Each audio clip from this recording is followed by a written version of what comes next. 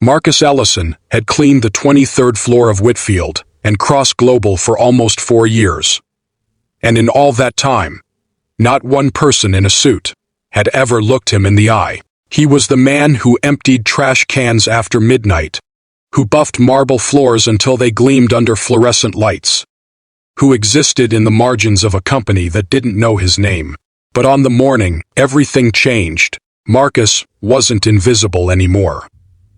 It started as an ordinary Tuesday, the kind of morning where he pushed his cleaning cart quietly past glass conference rooms. Careful not to make a sound. Careful not to be noticed.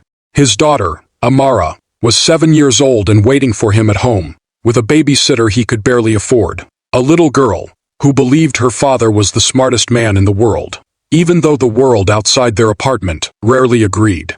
Marcus had once been a language professor overseas, fluent in 8 languages before life took a brutal turn.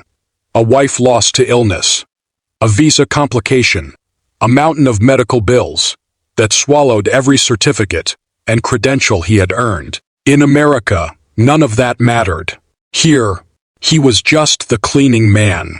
Here, he mopped floors to keep his daughter fed, and every night he whispered to her in the languages he used to teach, just so some part of that old life would stay alive. That morning, chaos had taken over the executive floor. A multinational deal worth $300 million was on the line, and the company's biggest client had flown in a delegation, speaking a rare Southeast Asian dialect, mixed with French-influenced business terms. 12 professional interpreters, hired at enormous cost, sat frozen at the long glass table, unable to keep up. The client's tone had grown sharp, impatient, insulted. Evelyn Cross, the company's fierce and brilliant CEO, sat at the head of the table watching 4 years of relationship building collapse in real time. Her hands trembled slightly on the polished wood. Everything she had built could unravel in the next 10 minutes, and no 1 inch that room could translate fast enough to save it. That's when the door creaked open, and Marcus stepped in quietly, mop in hand, only meaning to clean the hallway outside. He froze when he heard the delegation leader speak, not because the words were foreign, but because he understood every single one of them. The man was quoting an old proverb, testing the room, watching to see if anyone truly grasped the nuance behind his words. The interpreters translated it flatly, missing the meaning entirely, and the client's face hardened with quiet insult. Marcus felt his chest tighten. He knew he shouldn't speak. He was nobody here. But he also knew that if no one corrected this, everything Evelyn Cross had worked for would collapse because of a single mistranslated sentence.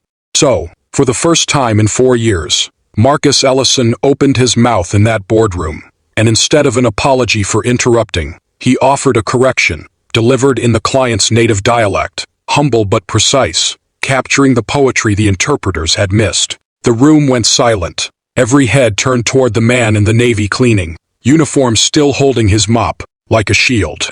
Evelyn Cross stared at him, stunned, her mouth slightly open, her hand pressed to her chest, as if she couldn't believe what she just witnessed. The delegation leader's eyes lit up with surprise and respect, and he responded rapidly, testing Marcus further, switching between 2 more languages, just to see if it was luck or truth. Marcus answered each one fluently, calmly, without hesitation, translating not just words but meaning, tone, and cultural weight that no hired professional in that room had managed to capture all morning.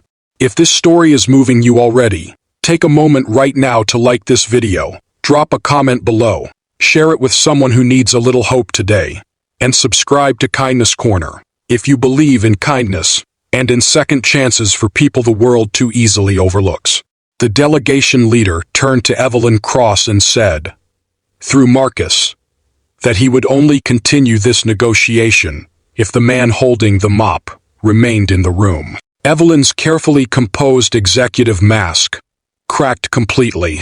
She rose from her chair, walked past 12 stunned interpreters, and asked Marcus directly who he was and how a janitor spoke 8 languages fluently enough to save a multi-million-dollar deal in real time. Marcus lowered his eyes, embarrassed, and said simply that he used to teach languages before life forced him into cleaning offices to survive. That his daughter was waiting for him at home, and that he never meant to embarrass anyone by speaking out of turn. But nobody in that room saw embarrassment. They saw a man who had been hiding an extraordinary gift out of necessity, humility, and quiet dignity. The negotiation continued with Marcus standing beside Evelyn Cross, mop set aside, translating not as an employee, but as an equal. And by the end of the meeting, the deal was not only saved but expanded. The delegation leader impressed beyond expectation by both the company's product and the character of the man who had stepped forward when everyone else had failed. When the client's team left, shaking Marcus's hand with genuine warmth, Evelyn turned to him in front of the entire executive staff and asked why a man with his ability had been mopping floors instead of sitting at that table. Marcus, voice trembling slightly, admitted that no one ever asked, that his resume had been discarded more times than he could count. Once employers saw the gap in his work history, that he had stopped trying to explain himself and simply focused on providing for his daughter however he could. Evelyn Cross, moved to tears in front of her own team, made a decision on the spot. She offered Marcus a position as the company's Director of International Relations, effective immediately, with a salary that would change his and Amara's life completely.